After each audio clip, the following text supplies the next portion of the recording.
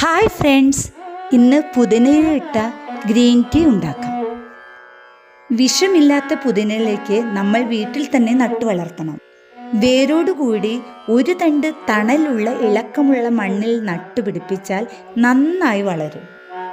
വയറിലുണ്ടാകുന്ന ഒട്ടുമിക്ക അസുഖങ്ങൾക്കും ഈ പുതിനയില ചവച്ചിറക്കി കഴിച്ചാൽ മതി. ഇത് വളർന്നു വരുന്നതേ ഉള്ളൂ.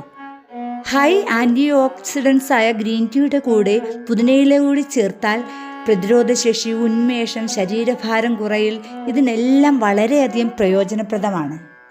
ആദ്യം ഇങ്ങനെ വെള്ളം തിളപ്പിക്കണം. വെള്ളത്തിനനുസരിച്ച് ഗ്രീൻ ടീയും പുതിനയിലയും എടുക്കണം. വ്യായാമം ചെയ്യുന്നതിന് മുൻപ് ഗ്രീൻ ടീ കുടിച്ചാൽ കൊഴുപ്പ് കുറഞ്ഞ് നമ്മുടെ ശരീരഭാരം നന്നായി കുറയും. വെള്ളം തിളച്ചു. ഇനി സ്റ്റവ് ഓഫാക്കണം. ഗ്രീൻ ടീ ഇട്ട് കൊടുക്കാം. ഉടനടി 2-3 മിനിറ്റ് അടച്ചു വെക്കണം. Green tea ready.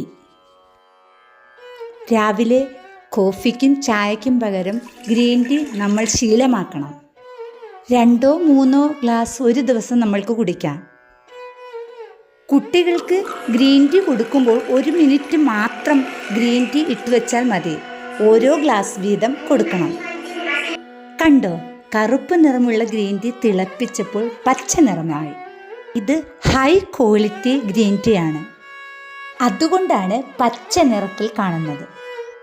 പുതിനയിലയിട്ട green tea സ്ഥിരമായി കുടിച്ചാൽ പ്രായമാകുമ്പോൾ അൾഷിമേഴ്സ് വരാൻ സാധ്യത വളരെ കുറവാണ്. ഗ്രീൻ ടീ അസിഡിറ്റി ഡ്രിങ്ക് ആയതുകൊണ്ട് തന്നെ മൂത്രത്തിൽ കല്ലുള്ളവർ ഇത് കുടിക്കരുത്. അവർ പുതിനയില ടീ മാത്രം കുടിക്കുക. എല്ലാവരും സബ്സ്ക്രൈബ് ചെയ്യുമോ?